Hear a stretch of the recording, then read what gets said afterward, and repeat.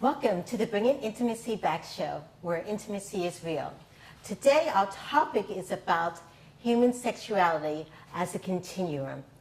We're talking about human sexuality not as boxes, which is male and female, hetero and homosexuality, or whatever the case may be. We are getting rid of those boxes, and we're talking about it as a continuum. And on today, we have one of our special guests, an actual good friend of mine, Raquel Ornelas, Ray, I usually call her Ray, Ray Ornelas, and she is from Chicago. Yes. Hi, thank you for having me. Yes. And so Ray is the director of Perspective Counseling in Chicago. And can you tell us about your journey here in becoming a therapist and in working with human sexuality? Sure. Well, as an undergrad, I studied anthropology and communication. So I was always intrigued by people and culture. So I studied a lot of human sexuality as well and how culture affects that. Religion, family, society. And then 10 years later, I went and I got my master's in clinical counseling. So now I specialize not in such large groups, but individuals, couples, and families. My foray into the LGBTQ. Can you explain those initials? Yes. So LGBTQ is lesbian, gay, bisexual, transgender, questioning, and queer. My first professional foray into that area came at the Psychiatric Institute of Washington, D.C. Okay. I was completing my clinical internship there, and I worked in the Lambda Center, which was a specialty program for LGBTQ. Yes. And I have had LGBTQ people in my life from a very early age, whether it was family members, friends, neighbors, music teachers, but this was the first time I was working with that population clinically. Right. And just fell in love with it, and I'm a big ally of those communities. Okay, definitely. And so on this show of Bringing Intimacy Back, one of the other things that we're really working on is education. Mm-hmm. Yes. So could you define, in your words, human sexuality and then the LGBTQ, so people understand exactly what those terminology means? Sure. I think from a sociocultural historical perspective, human beings are raised to assume that you are one or the other. So you are heterosexual or homosexual, and you must fall in two camps. And in a lot of places in the world, for the longest time, only one of those camps was appropriate or right or correct or allowed. And unfortunately, that continues to be the case in some parts. Human sexuality as a continuum means that there are a lot of, probably most people are falling in those two camps, but there is a whole range of differences and ways of living and being in between. Mm-hmm. Okay? This is biological, it's cultural, and it's about freedom, power, choice, right? Right, so explain that again. It's biological, culture, and it's about freedom, power, and choice. Yes, it's about living someone's own truth, respecting who they are, and respecting other ways of being in this world. Now, I'm sure, as you know, up until the 60s, homosexuality was considered a mental illness. Yes. Right? Right. It was in the DSM. Yes. The DSM is the book that we use for disorders and that kind of stuff. Yes. Yep. And so now we're seeing, thank God, and it's 2018, and it's probably taken us a while, that there are a lot of other different kinds of people and ways of being. Right, and it's not a disorder. It's not a disorder. Yes. It is not a diagnosis. Yes. An argument that has happened because of that was the whole, well, are people born this way or are they choosing it? As if, well, if they were born that way, that's bad, but they can't do anything about it. Right. So a lot of those camps started popping up, using conversion therapy, trying to convert people that were outing themselves and into something of more traditional, what our culture says. Exactly. And just to let audience members know, in most states, conversion therapy is illegal. Mm-hmm. Yes. Now that biological argument it helps in a way, but it can also hurt too, because there's still then the assumption that there's something wrong. Right. Right? So even if someone identifies as homosexual and they can say, oh, well, it's biology, I was born that way. Okay, what about the people who choose something different? Right? That there's not anything wrong with that either. And that there is a lot of diversity, and diversity is beautiful. Right. Right. On those letters, can you explain the last part of those letters? Because I think some people understand gay and lesbian. Sure. Lesbian, gay, bisexual, transgender. And then the Q stands for questioning and queer. Right. So questioning are people that maybe were born and raised and socialized into one way, usually the heterosexual way, and that are for the first times in their lives having a question about their identity, about their behavior, about their choices, who they're attracted to, what they want to look like, who they want to be with. And then the queer is a fabulous group of people that say, I'm not going to follow anybody's constructs or labels or rules about how people should dress and look and act and love, right? So you could have heterosexual people that want to dress as the opposite sex and have heterosexual relationships. Right. That's just one example of a very vibrant community. Right, definitely. Well, yes, so we are going to soon go ahead and take a small break where we're going to go more into detail about human sexuality as a continuum. This is the Bringing Intimacy Back show, where intimacy is real.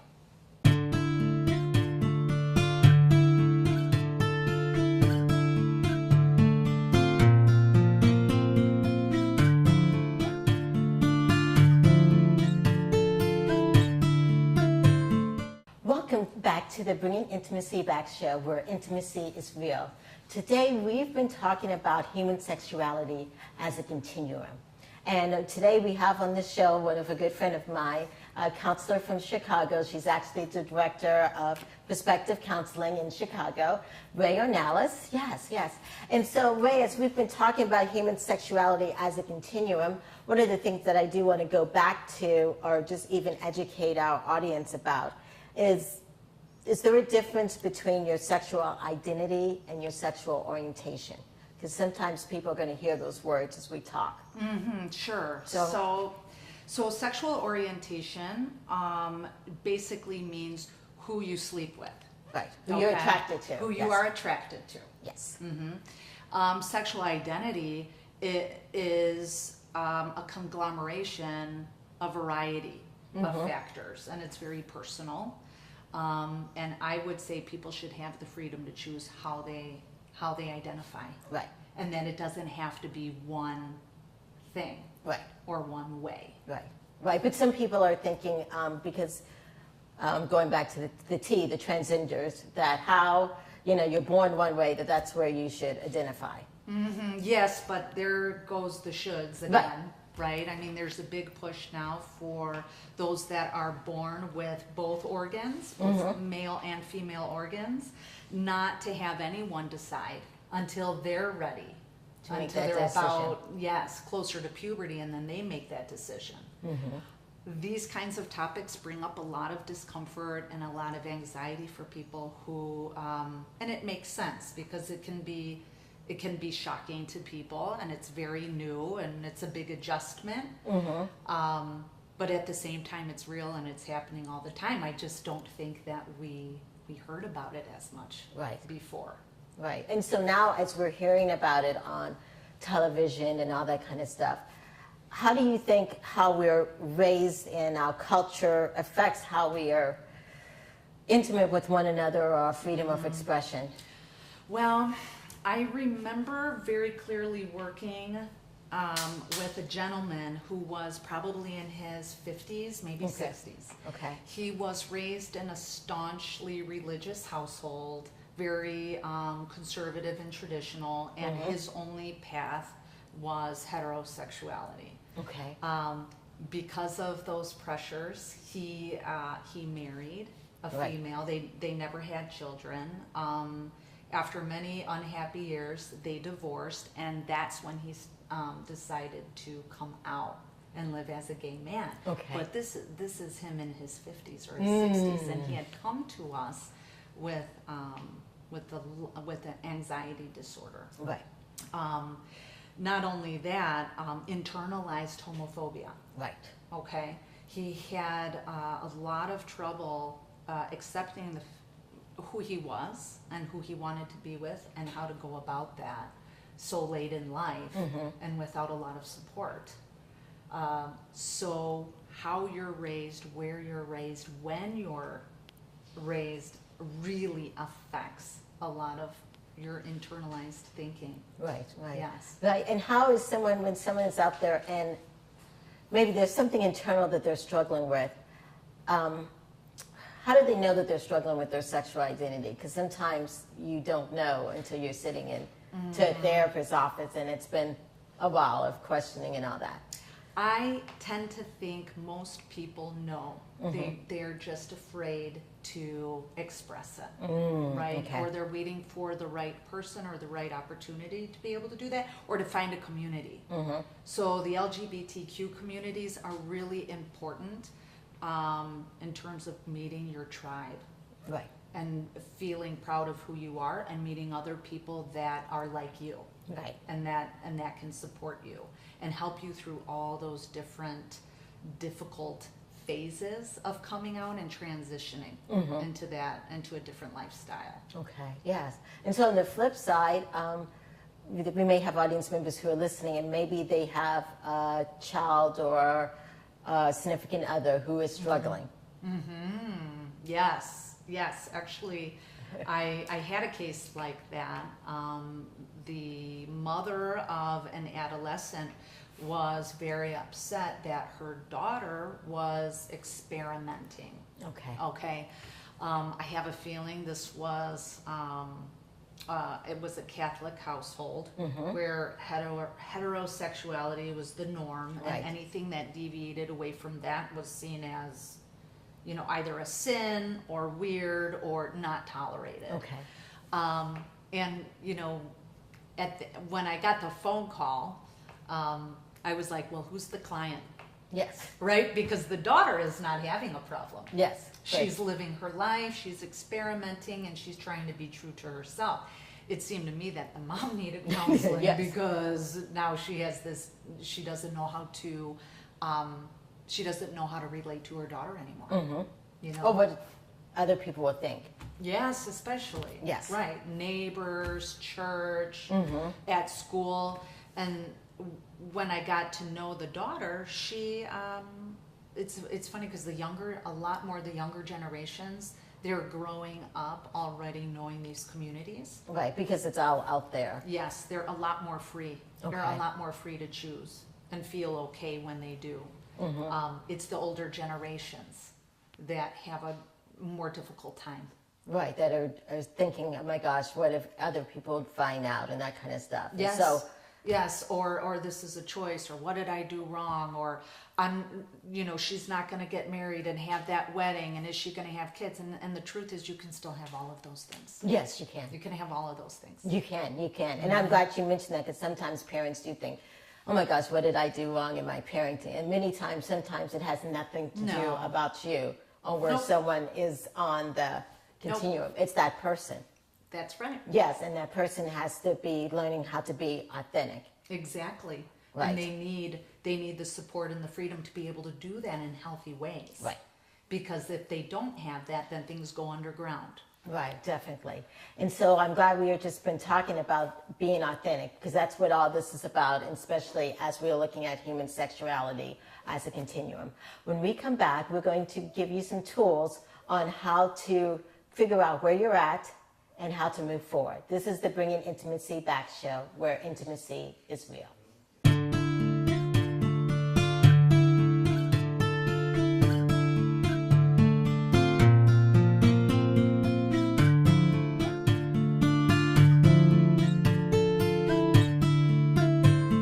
Welcome back to the Bringing Intimacy Back show. Today we've been talking about human sexuality as a continuum.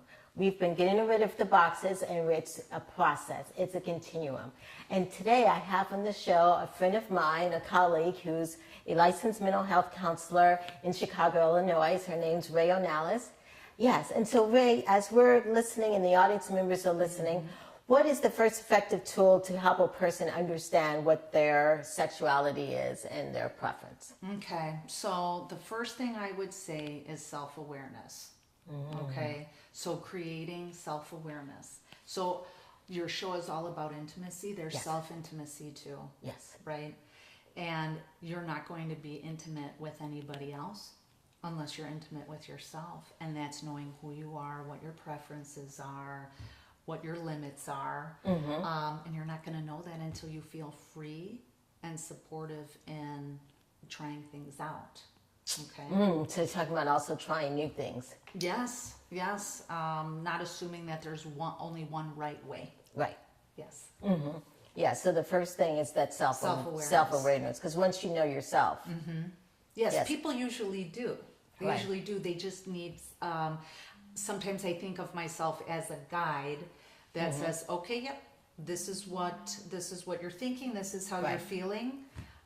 Where are the blocks? Where are you getting blocked? What's Right. preventing you from living that? Right. Okay. Right. So I would say the second step or the second tool, apart from self-awareness, then is finding support, finding your community, Okay. right? Because it's going to be crucial. A lot of those people have been through the same problems, same issues, have had the same questions, and have navigated it Right. before. Right. And so how those two are connected, because in the self-awareness you need to explore.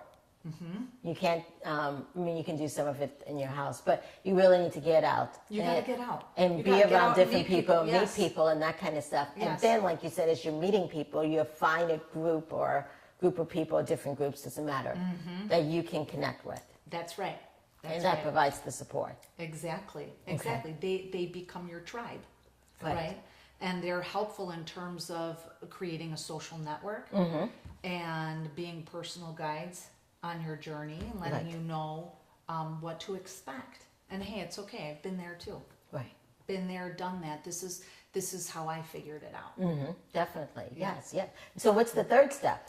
The third step is just doing it. Doing it. Okay, so doing it and being clear and very self-empowered Okay. and very self-respectful in being who you are, allowing others to be who they are.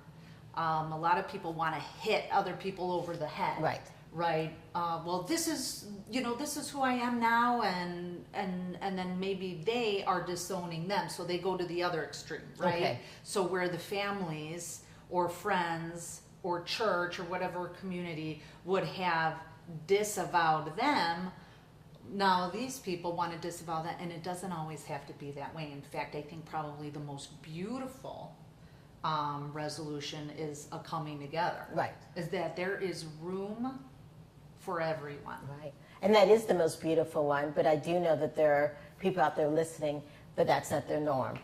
No, it's not their They norm. have people that are judgmental to them, and they're afraid of losing Yep. family member X or community X or whatever. What do you suggest? Because they know if they make this step here, they're going to lose something that's of value to them. Yes. Okay. So I help people with value exercises. Okay. I use a lot of acceptance and commitment therapy in terms of, okay, what do you value? What's important to you? Right. Right. And they have to see, is it being reciprocated?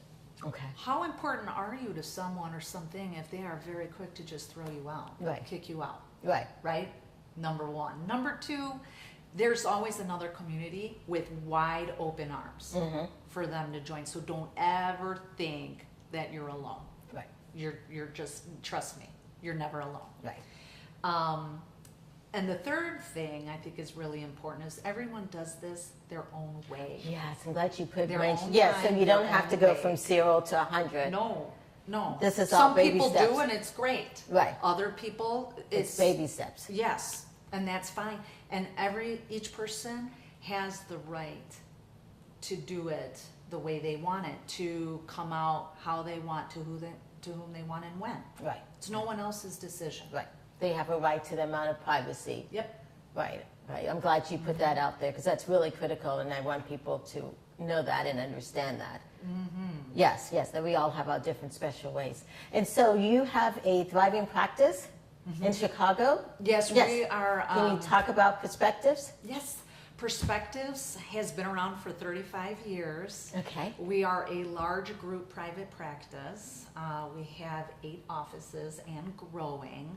And we have licensed clinical social workers. We have licensed clinical professional counselors. We specialize in individuals, couples, families. We do groups. We work with a lot of EAPs. And with a range of issues. Right. And you guys do video where you also have clients from all over. Yes, Yes. we do. Yes. So you don't we have to do- be in Chicago. No, you don't have to be. In fact, some of my Chicago clients do video. Okay, good. Yeah, Yes. yeah. So Yes, we do pretty much everything. Okay, yes. And what's the full name and the website? Perspectives Counseling and Psychotherapy. We're at perspectives-counseling.com. Okay, awesome. Yes, yes, yes. And so, and you guys are very friendly for all types of people. Yes, yes. It's one of my objectives to make sure we have a diverse team so we can treat a diverse clientele. Yes, definitely. And having that diverse team definitely will help as people are connecting with counselors and therapists. Yes. Yes. So I want to thank you so much for being on the Thank you. show. And as we were talking today, which was really important and it was informative about human sexuality, that it's a continuum and you can go at your own pace. And it's about awareness, self-awareness. Yes, yes. Thank you guys for listening. And this is the Bringing Intimacy Back show.